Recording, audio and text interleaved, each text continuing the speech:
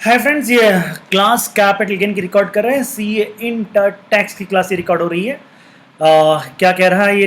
एक क्वेश्चन मैंने आपको दिया था, इफ यू रिमेंबर, सेक्शन 45(5) मैंने आपको करवाया था कि जिसमें आपका जॉइंट डेवलपमेंट एग्रीमेंट होता है तो किस तरह से कैलकुलेशंस होते हैं और उसमें किस तरह से कैलकुलेशंस के साथ में क्या क्या चीज़ों का हमें ध्यान रखना पड़ता है, वो सारी चीज़ें हमने करवाई थी। अच्छा, उसके बाद में एक क्वेश्चन मैंने आपको दिया था, क्वेश्चन नंबर 20।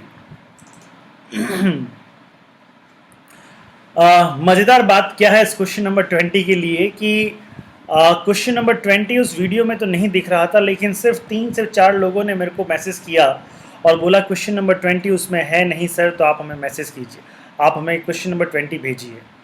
कुछ लोगों को मैंने भेजा और कुछ का रिप्लाई भी आया है मेरे पास में। बाकी के आप सब लोग क्या कर रहे हैं आई डोंट नो। खैर, एनीवेज,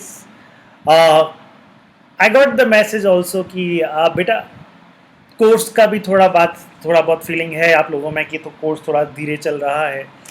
और दोस्त, अगर मैं बात कहूँ, इस कोर्स की बात कहूँ तो anyways, hello friends, capital gain की क्लास रिकॉर्ड कर रहे हैं हम। और इस कैपिटल गेन की क्लास में लास्ट मैंने आपको सेक्शन 45(5) करवाया था, जॉइंट डेवलपमेंट एग्रीमेंट का। मैंने आपका क्लास लिया था और उसके अंदर मैंने आपको बताया था कि किस तरह अगर इंडिविजुअल और एचयूएफ अगर जॉइंट डेवलपमेंट एग्रीमेंट करते हैं किसी रियल एस्टेट व्यक्ति के साथ में, किसी रियल एस्टेट कंपनी के साथ में, और ऐसी कंडीशन में वो अपना right to use of the land अपने real estate agent, real estate का पार्टनर को ट्रांसफ़र करते हैं, तो in the year of transfer उनका कैपिटल गेन कैलकुलेट हो जाता है, लेकिन टैक्सेबल उस ईयर में नहीं होता। टैक्सेबल किस ईयर में होता है बेटा? टैक्सेबल होता है जब एक्चुअल में उसको रेम्यूनरेशन मिलता है, जब एक्चुअल में वो प्रोजेक्ट कंप्लीट होता है और प्रोजेक्ट कंप्लीट होने पर उसका कंप्लीशन सर्टिफिकेट आता है। ये हमने देखा था। अब उसके बाद में हमने एक क्वेश्चन भी आपको दिया था बेटा, एक क्वेश्चन मैंने आपको दिया था, वो क्वेश्चन नंबर 20। उस क्वेश्चन में क्या था कि मिस्टर एक्स, क्वेश्चन पढ़ते हैं, question number 20। Mister J is owner of a plot of land on which a house of his has been constructed by him 40 years ago, 40 साल पहले की बात है। On 5/4/2019 he enters into the registered agreement with Mr. Kapoor, who will demolish the building and will construct new residential house consisting of 4 floor for Mr. J. Mr. Kapoor will pay rupees 45 lakh to Mr. J and Mr. J will transfer the top floor of the residential building। क्या कहता है यहाँ पे? ये क्या कह रहा है बेटा? ये कह रहा है कि mister J is owner of plot of land on which a house of his has been constructed by him 40 years ago। 40 साल पहले मिस्टर जे ने एक घर बनाया था और उस अब क्या कर रहा है? 5/4/2019 यानी 1920 में वह एक एग्रीमेंट कर रहा है मिस्टर कपूर के साथ में, जिसमें क्या होगा कि मिस्टर कपूर वो सब डिमोलिश करेगा और एक हाउस कंसिस्ट करेगा, एक हाउस बनाएगा, एक रेजिडेंशियल यूनिट बनाएगा जिसमें 4 फ्लोर होंगे। और इसके बदले में मिस्टर जे क्या कर रहा है, मिस्टर कपूर 45 लाख पे कर रहा है टू मिस्टर जे। एंड जो टॉप फ्लोर भी मिस्टर जे को ट्रांसफर किया जा रहा है। मेरी बात समझ में आ रही है आपको? तो मिस्टर कपूर से मिस्टर जे को क्या क्या चीजें मिल रही है? 2 चीजें मिल रही है। मिस्टर कपूर से मिस्टर जे को 2 चीजें मिल रही है। एक चीज तो क्या मिल रही है? 45 लाख रुपीस का कैश मिल रहा है। 45 लाख रुपीस का कैश मिल रहा है बेटा। और दूसरा जो मिल रहा है वो है टॉप फ्लोर। रेजिडेंशियल यूनिट जो 4 फ्लोर बना रहे हैं उसमें टॉप फ्लोर मिस्टर जे को ट्रांसफर किया जा रहा है। आपको थोड़ा सा वर्ड का कंफ्यूजन हो सकता है, तो मैं यहाँ पे इसको कर दूँ, मिस्टर कपूर कर देता हूँ, no worries. Mister Kapoor will transfer the top floor of the residential building to mister J. चलिए, ये हालांकि वो भी सही है, जो लिखा हुआ वो भी सही था, लेकिन फॉर थोड़ा इजी करने के लिए मैंने आपको ये कर दिया। The completion certificate for the residential building was granted by municipal corporation of Delhi on 7 March 2020 and the on that day this day stamp duty value of the top floor is rupees 65 lakh। इसका मतलब मैंने आपको बोला था full value of consideration बताना है। और full value of consideration में क्या होता है कि फुल वैल्यू ऑफ कंसिडरेशन के अंदर बेटा 2 चीज़ें होती। क्या क्या चीज़ें होती? पहली चीज़ पहली चीज़ क्या होती है कि मिस्टर कपूर ने, यानी कि जो भी रियल एस्टेट डेवलपर था, उसने उस इंडिविजुअल को क्या दिया, उसने उस इंडिविजुअल को दो चीज़ें दी। पहली चीज़ तो क्या दिया बेटा, कैश दिया। क्या दिया, कैश दिया। तो जो कैश दिया, कैश का वैल्यू कितना है, दैट इज 45 लाख। कैश का वैल्यू कितना है, 45 लाख। उसके बाद में और क्या दिया गया, टॉप फ्लोर दिया गया। कौन सा फ्लोर दिया गया बेटा, टॉप फ्लोर दिया गया। अब टॉप फ्लोर है, टॉप फ्लोर का जो मार्केट वैल्यू है, वह मार्केट वैल्यू कितना है, 65 लाख। वह मार्केट वैल्यू कितना है, 65 लाख। तो यानी स्टाम्प ड्यूटी वैल्यू, वही स्टाम्प ड्यूटी वैल्यू कितना है बेटा, 65 लाख है। तो इन दोनों को ऐड करेंगे, इन दोनों को ऐड करेंगे, तब जाके हमारा फुल वैल्यू ऑफ कंसिडरेशन आएगा। और फुल वैल्यू ऑफ कंसिडरेशन आएगा 110 लाख, यानी 110 लाख रुपया, 1 करोड़ 10 लाख रुपया फुल वैल्यू ऑफ कंसिडरेशन आएगा। यह इस क्वेश्चन का आंसर है, यह इस क्वेश्चन का आंसर है। सिर्फ एक बंदे का आंसर सही आया है और वो है राहुल। इसका आंसर सही आया है, बाकी सबका आंसर ऊपर नीचे है। एनीवेज, कुछ लोगों ने तो आंसर किया ही नहीं है, ऊपर नीचे तो छोड़ो आप। चलिए, अब मैं जो आपको बता रहा हूं, नेक्स्ट कंडीशन जो मैं लेने जा रहा हूं, वो कंडीशन एक्चुअली पहले कंडीशन हमने पढ़ी हुई है, लेकिन फिर भी एक पार्ट उसका हमने रह गया था, एक पार्ट उसका रह गया था। एक देखिए, अगर मैं कंडीशन की बात करता हूं तो सेक्शन 45(5) आपको समझ में आ गया। वो कंडीशन क्या थी, आपका कैपिटल गेन किसमें, जॉइंट डेवलपमेंट एग्रीमेंट में आपका कैपिटल गेन था। सेक्शन 45(5) क्या था, आपका कंपनसेशन था। आपका कंपनसेशन क्या था बेटा, आपका कंपनसेशन रिसीव था आपका, दैट इज कंपल्सरी एक्विजिशन पे आपको कंपनसेशन रिसीव हो रहा है। कंपल्सरी एक्विजिशन पे आपको क्या हो रहा है, कंपनसेशन रिसीव हो रहा है, वो आपका सेक्शन 45(5) था। उसके बाद में, हाँ जी, उसके बाद में अगर मैं सेक्शन 45(4) की बात करता हूं, तो सेक्शन 45(4) क्या था आपका, अगर बात करें तो फर्म और एचयूएफ, यानी कि transfer of the capital assets by firm, firm के द्वारा अपनी एसेट्स है वो ट्रांसफर की जा रही है, किसको, पार्टनर को। समझ में आया था, ये चीज़ भी हमने देखी थी सेक्शन 45(4) में, हमने ये चीज़ देखी थी। होप यू अंडरस्टूड, थोड़ा बहुत याद होगा आपको, आई थिंक याद होना चाहिए। चलिए, उसके बाद में हमने एक सेक्शन 45(3) देखा था, और section 45(3) if you remember, section 45(3) क्या था आपके पास में, दैट इज़ एक तरह से जो पार्टनर हैं, जो पार्टनर है, जो मेंबर हैं, जो पार्टनर है और जो मेंबर हैं, वो क्या कर रहे हैं, वो अपनी कैपिटल एसेट्स को as a capital contribution transfer कर रहे हैं। किसको ट्रांसफर कर रहे हैं, ये फर्म या एओपी बीओआई को ट्रांसफर कर रहे हैं। वो हमारा सेक्शन 45(3) था। उसके बाद में हमने एक सेक्शन देखा था, सेक्शन 45(2). सेक्शन 45(2) हमने क्या देखा था, या उसके बाद में, मतलब उससे पहले हमने देखा था सेक्शन 45(2) में क्या था, conversion of capital asset into stock in trade. तो conversion of capital asset into stock in trade में क्या था, जो आपका कैपिटल एसेट्स उसको हम किस में कन्वर्ट कर रहे हैं बेटा जी, उसको हम स्टॉक इन ट्रेड में कन्वर्ट कर रहे हैं। तो इसका date of acquisition, year, taxability year कब होता है इसमें, टैक्सेबिलिटी ईयर तो कब था आपका, जब आपका स्टॉक इन ट्रेड सेल होता है, जब आपका स्टॉक इन ट्रेड मार्केट में सेल होता है। समझ में आया ये चीज़। लेकिन इंडेक्सेशन बेनिफिट कब तक मिलता है आपको, कन्वर्जन ईयर तक का ही मिलता है। जिस ईयर में आपका capital assets stock in trade में कन्वर्ट हो गया उस ईयर तक का ही आपको इंडेक्सेशन बेनिफिट मिलता था। Hope you remember. अच्छा, उसके पहले हमने क्या पढ़ा था, उसके पहले हमने सेक्शन 40, अच्छा, इसमें एक पॉइंट हमारा रह गया था, मैंने कहा था इस पॉइंट को हम बाद में लेंगे, conversion of inventory into capital assets, conversion of inventory into capital assets, आज हम ये पॉइंट डिस्कस करेंगे। चलिए, उससे पहले हमने सेक्शन 45(1) ने पढ़ा था, इफ यू रिमेंबर, इसमें इंश्योरेंस कंपनसेशन था। उसमें क्या था आपका, इंश्योरेंस कंपनसेशन था। अगर मैं इंश्योरेंस कंपनसेशन की बात करता हूं, तो इंश्योरेंस कंपनसेशन में क्या लिखा हुआ था, हमने क्या लिखा था बताओ हाँ जी, इंश्योरेंस कंपनसेशन में क्या था कि आपका इनिशियल कंपनसेशन वो किस में था बताओ, इंश्योरेंस कंपनसेशन में था या अदर कंपनसेशन में था, या ये कंपल्सरी एक्विजिशन वाले में था, वो कंपल्सरी एक्विजिशन वाले में था, सेक्शन 45(5) में था। समझ में आ रही है बात। अगर मैं यहाँ पे बात करता हूँ सेक्शन 45(1)(a) की मैं बात करूँ, इंश्योरेंस कंपनसेशन, तो इंश्योरेंस कंपनसेशन में मैंने आपको सीधी सीधी बात बताई थी इसमें, कि जो पैसा आपको मिल रहा है या जो एसेट्स मिल रही है, एसेट्स का फेयर मार्केट वैल्यू और वो पैसा जो कैश रिसीव हो रहा है उन दोनों को ऐड कर देते तो क्या हो जाता, आपका फुल वैल्यू ऑफ कंसिडरेशन हो जाता। ये सारी बातें हमने देख ली थी। चलिए आज हम वापस सेक्शन 49 की तरफ दौड़ते हैं। सॉरी, सेक्शन 45(5)(a) में हम देख रहे थे। सेक्शन 45(5)(a) हमने देख लिया था, उसका एक क्वेश्चन हमने देखा बेटा। अब क्वेश्चन नंबर आगे बढ़ेंगे, उसमें एक पॉइंट मैं आपका ले लेता हूं, conversion of inventory into capital assets. क्या है, आपके पास में इन्वेंट्री है, आपके पास में क्या है, इन्वेंट्री है। सपोज आपके पास में स्टॉक है, आपके पास में स्टॉक है, आप उस स्टॉक को क्या कर रहे हो, उस स्टॉक को कन्वर्ट कर रहे हो, उस स्टॉक को क्या कर रहे हो, कन्वर्ट कर रहे हो। और कन्वर्ट किस में कर रहे हो, कन्वर्ट इनटू कैपिटल एसेट्स में कन्वर्ट कर रहे हो, कन्वर्ट इनटू कैपिटल एसेट्स। समझ में आ रही है ये बात।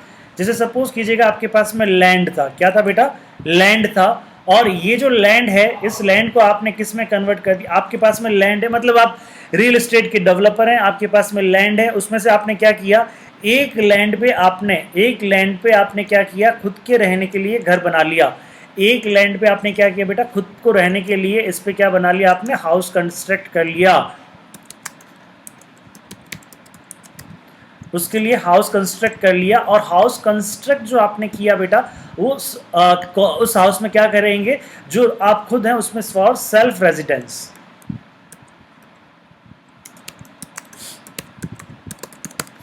हाँ जी, अगर मैं बात कहता हूं यहां पे सेल्फ रेजिडेंस के लिए आपने क्या कर लिया है, हाउस को कंस्ट्रक्ट कर लिया है।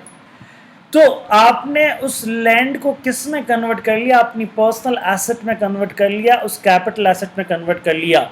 तो जो स्टॉक का कन्वर्जन हुआ, यहाँ से यहाँ तक की अगर मैं बात करता हूँ, और अगर मेरा स्टॉक का कन्वर्जन हो रहा है, तो ये स्टॉक का कन्वर्जन किस में हो रहा है बेटा, ये स्टॉक का कन्वर्जन हो रहा है आपका किसमें, कैपिटल एसेट्स में। तो ये एक तरह से क्या हो गया, ये स्टॉक जो है, इस स्टॉक को आप पर्सनल यूज में ले रहे हो, इस स्टॉक को आप किस में ले रहे हो, पर्सनल यूज में ले रहे हो।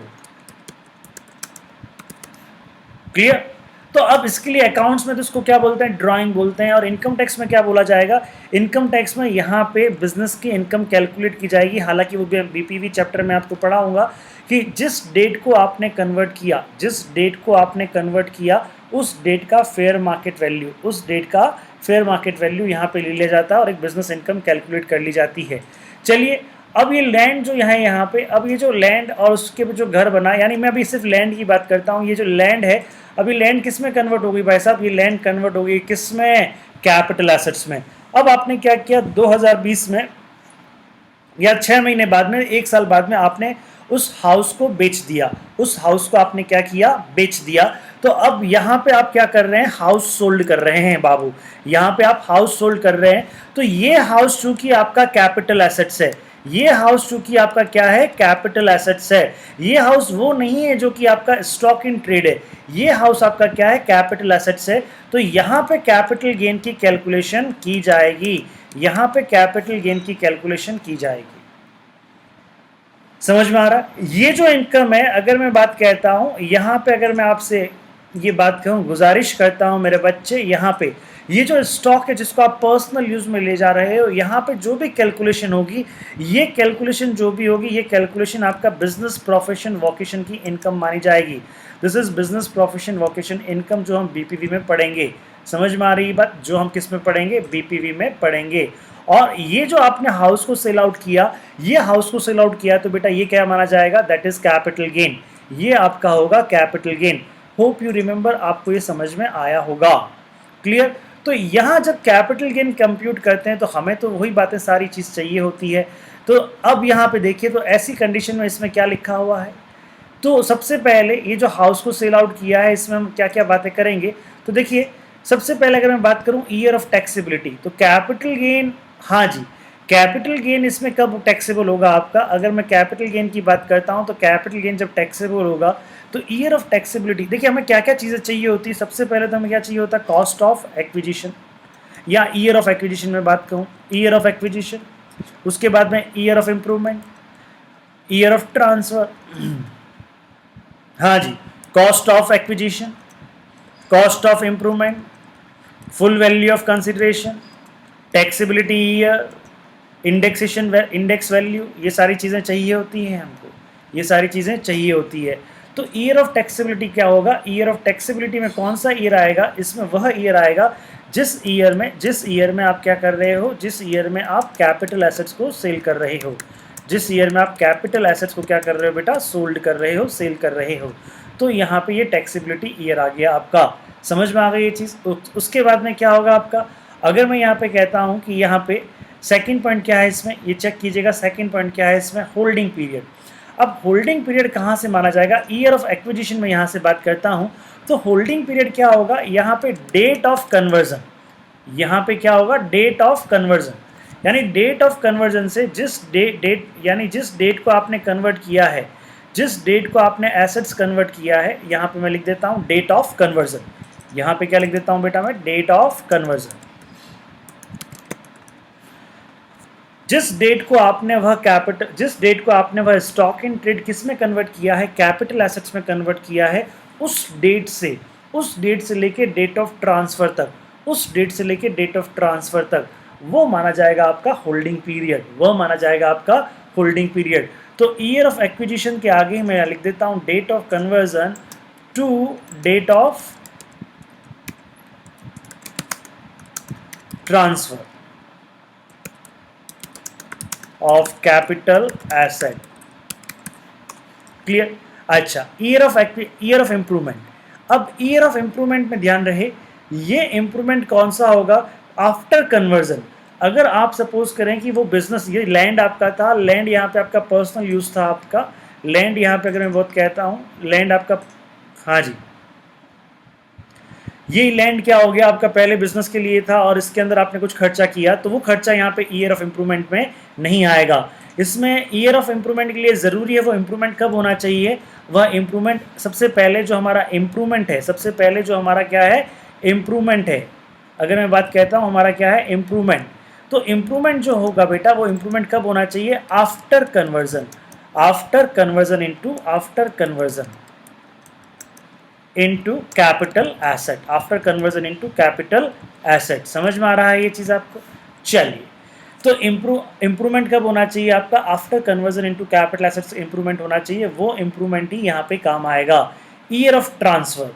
अच्छा, ईयर ऑफ ट्रांसफर यहाँ पे एक्सक्लूसिवली हम किसकी बात कर रहे हैं, ये जो कैपिटल एसेट्स है, ये जो कैपिटल एसेट्स है, ये कब ट्रांसफर हो रहा है, तो ईयर ऑफ ट्रांसफर का मतलब ही क्या हो गया आपका, year of assets sold, year of assets sold. समझ में आ रही है ये चीज़।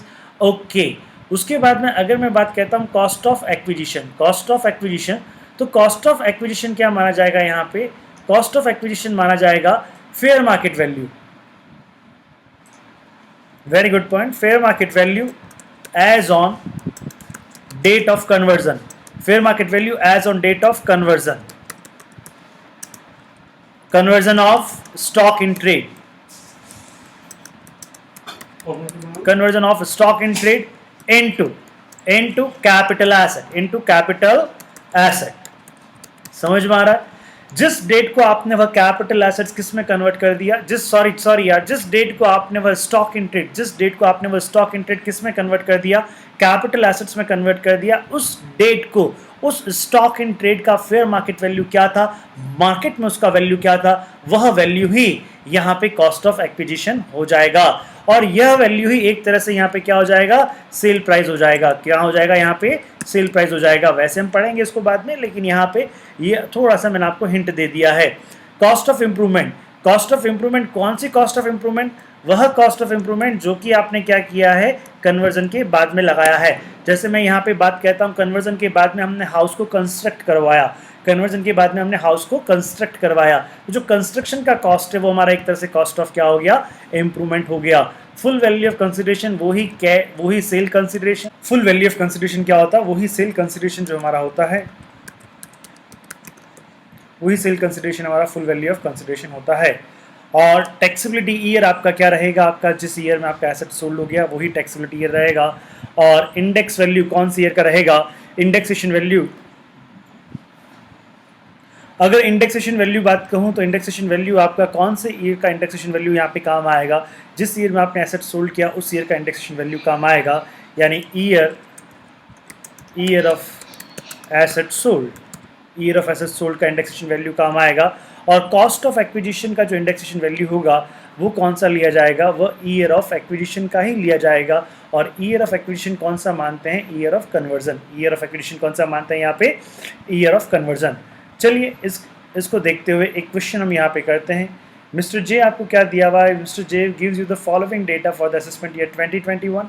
ये आपको डेटा दे रखा है। एक्चुअल कॉस्ट ऑफ एसेट्स कितना है यहाँ पे 400, fair market value on the date of the conversion कितना है आपका यहाँ पे 700, और sale consideration of converted assets after 6 month कितना है 900।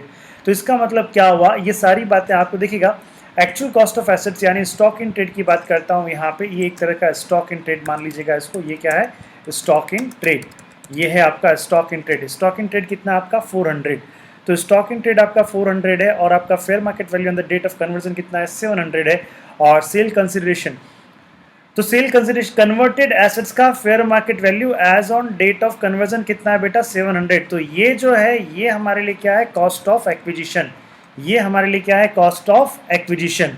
और उसके बाद में अगर मैं cell consideration of converted assets after 6 month, तो ये हमारे लिए क्या है, फुल वैल्यू ऑफ कंसिडरेशन। ये हमारे लिए क्या है, full value of consideration.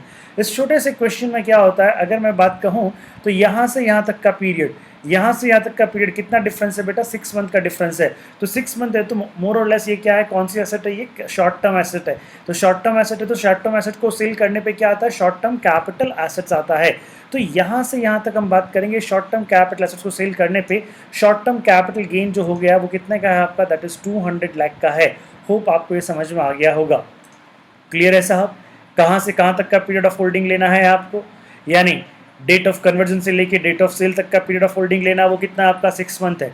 6 month होता है, ये क्या हो गया आपका short term capital asset. Short term capital assets हो गया बेटा। और ये शॉर्ट टर्म कैपिटल एसेट्स को सेल करोगे तो उस पर जो भी आपको गेन होगा वो कैसा होगा, शॉर्ट टर्म कैपिटल गेन होगा।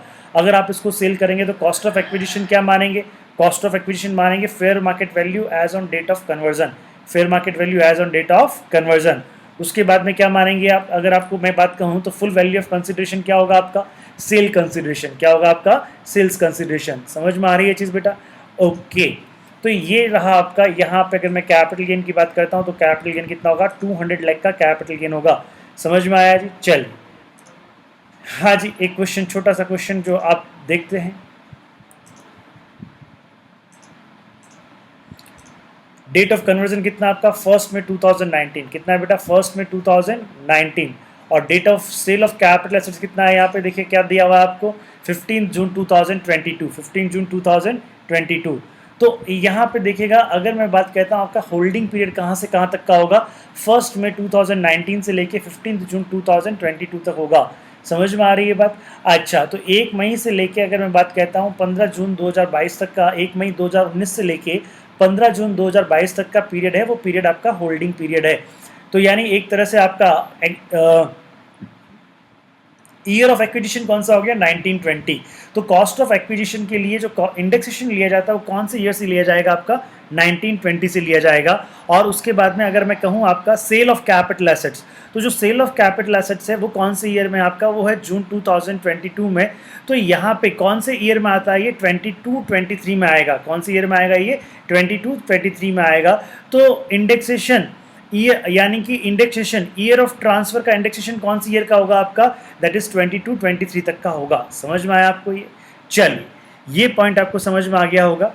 अब मैं नेक्स्ट ले रहा हूं आपका सेक्शन 49(2)AA। सेक्शन 49(2)AA ये क्या कहता है, ये कहता है कि determination of cost of acquisition. अब मैं सेक्शन 49 की तरफ जंप कर रहा हूं। मैंने सेक्शन 45 में 45(5)A तक आपको डिस्कस कर लिया, 45(5)A हमने डिस्कस कर लिया है। यहाँ तक हमने सेक्शन 45 डिस्कस कर लिया बच्चा।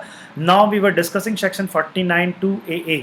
सेक्शन 49 की तरफ बढ़ रहे हैं। और सेक्शन 49 में एक पॉइंट, अगर इफ यू रिमेंबर, हमने प्रीवियस ओनर की कॉस्ट की बात हमने की थी।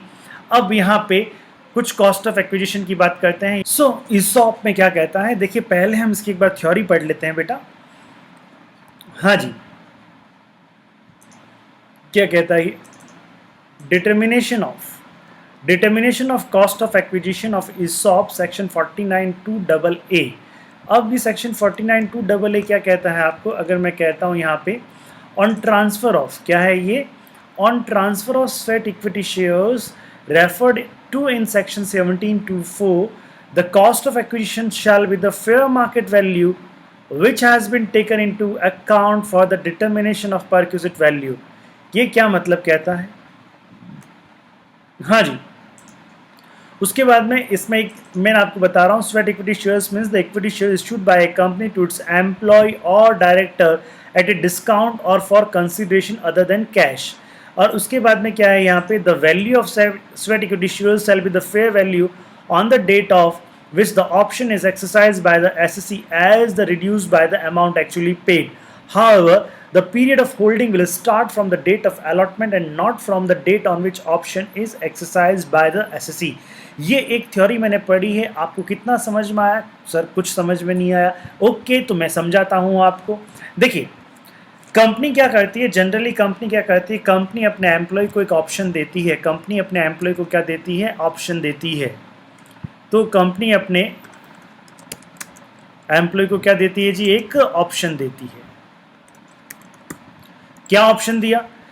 मान लो कि कंपनी का अभी मार्केट प्राइस, कंपनी का भी जो मार्केट प्राइस है शेयर्स का, वो मार्केट प्राइस चल रहा है, अभी मार्केट प्राइस जो चल रहा है वो मान लेते हैं 450 चल रहा है, 450 मार्केट प्राइस चल रहा है। और कंपनी ने अपने एम्प्लॉयज़ को ऑप्शन दिया है, कंपनी ने अपने एम्प्लॉयज़ को ऑप्शन दिया है कि कोई भी व्यक्ति अगर हमारी कंपनी के शेयर्स लेना चाहता है, बिकॉज ऑफ आप हमारे एम्प्लॉय हैं और यदि आप हमारे कंपनी के शेयर्स लेना चाहते हैं तो हम आपको 350 में वो शेयर्स दे देंगे। तो ऑप्शन प्राइस क्या है यहाँ पे? 350 में वो शेयर्स हम आपको दे देंगे। तो this is called option price. ये क्या कहलाती है? ये ऑप्शन प्राइस कहलाती है। This is called option price. So my option price is 350। समझ में आ रहा है? तो मेरा ऑप्शन प्राइस कितना है बेटा? यहाँ पे 350। अब मैं ऐसी कंडीशन में एक बात कहूँगा, कंपनी यहाँ पे ये भी कहती है कि अगर आपको ऑप्शन लेना है, अगर आपको क्या लेना है? ऑप्शन लेना है, तो आप एक काम कीजिएगा, आप हमको इसकी एक्सेप्टेंस दे दीजिएगा। इसकी क्या दे दीजिएगा? एक्सेप्टेंस दे दीजिएगा। अब यहाँ पे क्या होता है? एक्सेप्टेंस देने का मतलब क्या होता है? मान लेते हैं आपने एक्सेप्टेंस दिया, कंपनी एक टाइम पीरियड देती है आपको ऑप्शन का, कंपनी आपको ऑप्शन का एक टाइम पीरियड देती है।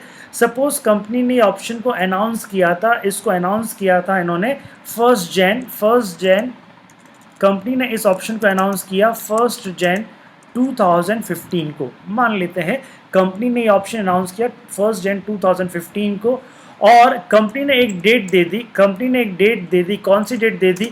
और कंपनी ने एक डेट दे दी, मैं कह रहा हूँ 31 मार्च, सपोज कीजिएगा 31 मार्च 2015 कंपनी ने एक डेट दे दी कि हम आपको ये ऑप्शन देते हैं कि हम 450 का शेयर्स हम अपने एम्प्लॉय को 350 में देंगे।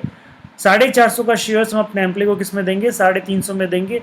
जिस एम्प्लॉय को भी लेना है वह एम्प्लॉय हमको अपना इंफॉर्मेशन दे दे, अपना कंफर्मेशन दे दे। समझ में आ गई? यानी कंफर्मेशन दे दे कि यस हम ये शेयर्स लेंगे। ओके, और जिसको भी लेना है वो कंफर्मेशन कब तक दे देगा? 31 मार्च तक दे देगा। कब तक दे देगा? 31 मार्च तक दे देगा।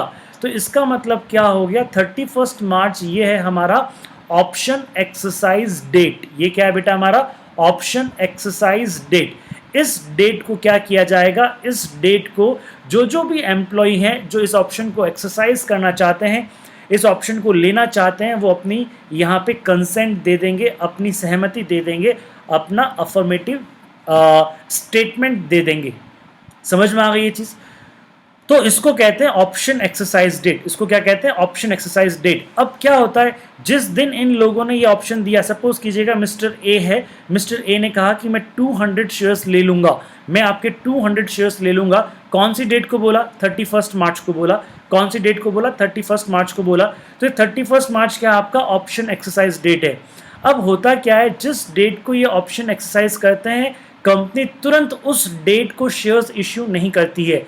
कंपनी तुरंत उस डेट को शेयर्स इश्यू नहीं करती है, शेयर्स अलॉट नहीं करती है। मान लेते हैं कि कंपनी ने शेयर्स अलॉट किए, मान लेते हैं कि कंपनी ने शेयर्स अलॉट किए, और वो जो शेयर्स अलॉट किए वो शेयर्स अलॉट किए हैं 1 जुलाई 2015 को कंपनी ने शेयर्स अलॉट कर दिए।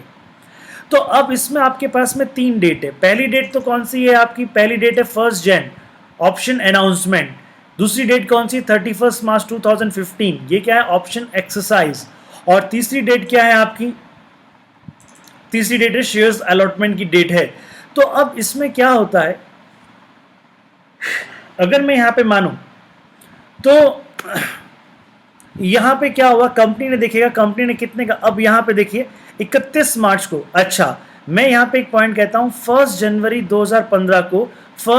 2015 को जब कंपनी ने ये ऑप्शन अनाउंस किया था, उस समय मार्केट प्राइस कितनी थी, 450 थी। उस समय मार्केट प्राइस कितनी थी, 450 थी। उसके बाद में जब ऑप्शन एक्सरसाइज किया, यानी जब ऑप्शन को एक्सेप्ट किया गया एम्प्लॉय के द्वारा, तो उस समय उसकी मार्केट प्राइस मान लेते हैं 425 रुपए है। मान लेते हैं कितना, 425 रुपए है।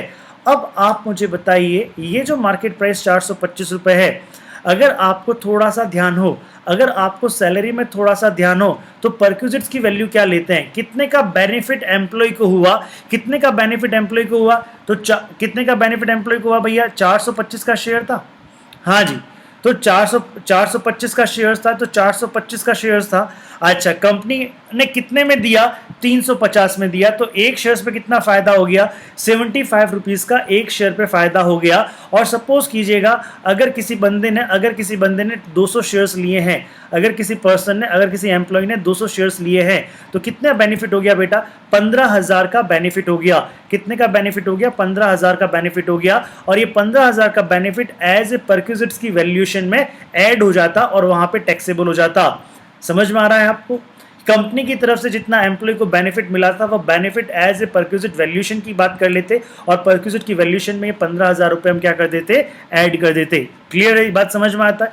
अच्छा, अब उस एम्प्लॉय के लिए कॉस्ट ऑफ एक्विजिशन क्या होगा, उस एम्प्लॉय के लिए कॉस्ट ऑफ एक्विजिशन, अगर अब ये एम्प्लॉय क्या करता है, ये एम्प्लॉय 2 साल तक ये शेयर्स को अपने पास में होल्ड करता है, ये एम्प्लॉय होल्ड रखता है, उन शेयर्स को होल्ड रखता है अपने पास में, मान लो 3 इयर्स होल्ड रखता है, मान लो कितने इयर्स होल्ड रखता है, 3 इयर्स या 3.5 इयर्स चलिएगा, 3.5 इयर्स ये अपने पास में उन शेयर्स को होल्ड रखता है, और उसके बाद में उसको सोल्ड कर देता है, उसके बाद में इन शेयर्स को वो सोल्ड कर देता है, और वो इन शेयर्स को सोल्ड कर देता है बेटा, मान लेते हैं 515 रुपए में सेल कर देता है।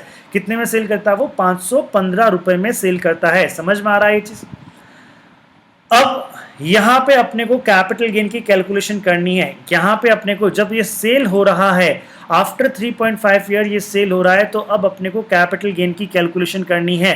तो कैपिटल गेन की कैलकुलेशन करने के लिए अपने को क्या चाहिए होता है, कैपिटल गेन की कैलकुलेशन करने के लिए बताओ अपने को क्या चाहिए होता है, अपने को वही ये सारी बातें चाहिए होती है कैपिटल गेन को कैलकुलेट करने के लिए। तो आइए जरा इसमें देखें कौन सी चीज़ कहाँ पे आएगी, कहाँ पे सेट होगी। तो अगर मैं कहता हूँ year of acquisition, year of acquisition का मतलब क्या होता है, जिस ईयर में आपको क्या हुआ है, जिस ईयर में आपको शेयर्स अलॉट हुए हैं, जिस ईयर में आपको शेयर्स अलॉट हुए हैं, हाँ जी, ईयर ऑफ अलॉटमेंट। क्या है आपका, ईयर ऑफ अलॉटमेंट। समझ में आ रहा है। ईयर ऑफ इंप्रूवमेंट यहाँ पे कुछ होगा नहीं, ईयर ऑफ इंप्रूवमेंट शेयर्स की कोई इंप्रूवमेंट नहीं होती है बेटा। ईयर ऑफ ट्रांसफर, तो जिस ईयर में आपने उस कैपिटल एसेट्स को सेल आउट किया, उस ईयर में ईयर ऑफ ट्रांसफर हो जाएगा। कॉस्ट ऑफ एक्विजिशन, अब कॉस्ट ऑफ एक्विजिशन क्या होगा आपका, कॉस्ट ऑफ एक्विजिशन क्या होगा बताइए, the fair market value on the date which it is option exercise, fair market value as on the date of option exercised, इसको अपन क्या लिख देंगे यहाँ पे, option exercised, fair market value as on date of option exercised. समझ में आ रही है ये चीज। चलिए उसके बाद में हम क्या बात करेंगे, यहाँ पे अगर हम fair market value as on date of option exercised हमने यहाँ पे बात कर ली। कॉस्ट ऑफ इंप्रूवमेंट, अब कॉस्ट ऑफ इंप्रूवमेंट में जो बात करेंगे, यहाँ पे कॉस्ट ऑफ इंप्रूवमेंट कुछ होता नहीं है शेयर्स में, कोई full value of consideration, sale consideration. Taxability year क्या होता है आपका, ईयर जिसमें कैपिटल एसेट्स को आपने सेल आउट किया है, और ईयर इंडेक्स वैल्यू कौन सी ईयर का, एक तो ईयर ऑफ एक्विजिशन का आ जाएगा, ईयर ऑफ अलॉटमेंट का आ जाएगा, और दूसरा कौन सा आ जाएगा आपका, ईयर ऑफ एसेट्स सोल्ड का आ जाएगा, ईयर ऑफ एसेट्स सोल्ड का आ जाएगा। समझ में आ रही है ये बात। देखिए इंडेक्सेशन के लिए आपको दो आईवी चाहिए होती है, दो इंडेक्स वैल्यू चाहिए होती है, एक तो ईयर ऑफ एक्विजिशन का और दूसरा आपका ईयर ऑफ ट्रांसफर का, क्योंकि cost upon year of acquisition का इंडेक्स वैल्यू करना होता है और उसको मल्टीप्लाई करना होता है आपका index value year of transfer. तो यहाँ पे ये बातें यहाँ पे ध्यान रखने लायक है। होप यू अंडरस्टूड, आपको ये बात समझ में आ गई होगी। क्लियर है साहब। चलिए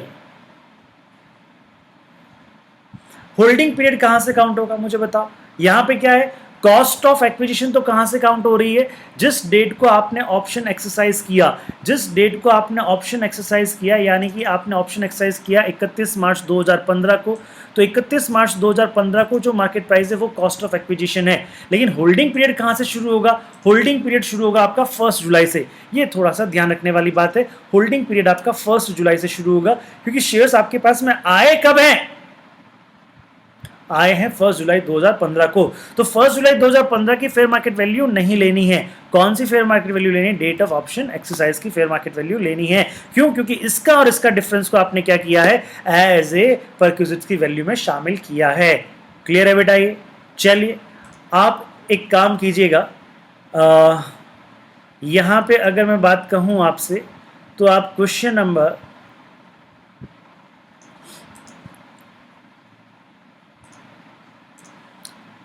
क्वेश्चन नंबर 23 जरूर कीजिएगा एक बार, क्वेश्चन नंबर 23 एक बार जरूर कीजिएगा।